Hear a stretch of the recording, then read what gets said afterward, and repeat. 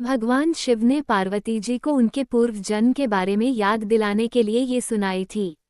हरियाली तीज व्रत कथा इस प्रकार है। इस साल हरियाली तीज का व्रत 7 अगस्त 2024 को रखा जा रहा है।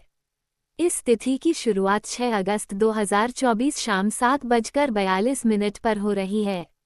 इसका समापन 7 अगस्त 2024 को रात 10 बजे होगा। इस दौरान ऋग योग, शिव योग और रवि योग का भी निर्माण हो रहा है। ऐसे में पूजा पाठ और व्रत रखने से सौभाग्यवती भव का आशीर्वाद प्राप्त होता है।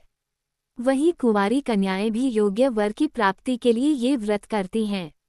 हरियाली तीज पर महादेव और देवी पार्वती की पूजा का विधान है। मान्यता है कि जो भी महिला इस दिन शिव पार्वती की जोड़ी की पूजा करती हैं, उसके जीवन में हमेशा सुख समृद्धि बनी रहती है। इस व्रत में पूजा के साथ साथ कथा सुनने का भी विधान है। कहा जाता है कि हरियाली तीज का व्रत कथा के बिना अधूरा होता है। ऐसे में आइए कथा के बारे में विस्तार से जान लेते हैं। हरियाली तीज व्रत कथा। हिंदू धर्म में हरियाली तीज के व्रत को अधिक महत्वपूर्ण माना जाता है। इस दिन व्रत रखने से जीवन में खुशियां बनी रहती है। इस उपवास की पूजा में हमेशा व्रत कथा सुननी चाहिए। हरियाली तीज व्रत की कथा को लेकर ऐसा कहा जाता है कि एक बार महादेव देवी पार्वती को अपने पूर्व जन्म की याद दिलाते हुए उन्हें कहते हैं कि हे पार्वती, तुमने मुझे पति के रूप में पाने के लिए कई वर्षों तक कठोर तप किया। साथ ही तुमने अन्न और जल का भी त्याग करा।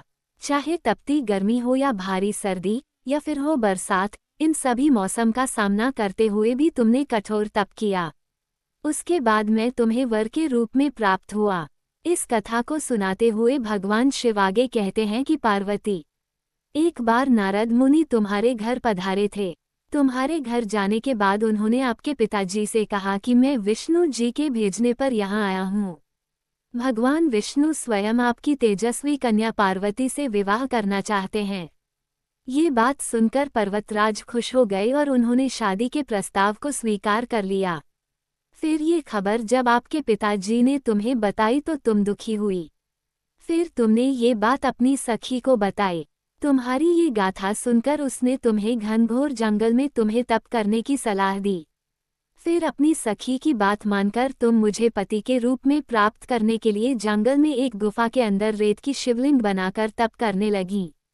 इस दौरान तुम्हारे पिता पर्वतराज ने पूरी धरती और पाताल पर तुम्हारी खोज की, लेकिन तुम उन्हें नहीं मिली। दूसरी ओर तुम गुफा में सच्चे मन से तप करने में लगी रहीं। फिर सावन मास की शुक्ल पक्ष की तृतीया तिथि पर प्रसन्न होकर मैंने तुम्हें दर्शन दिए।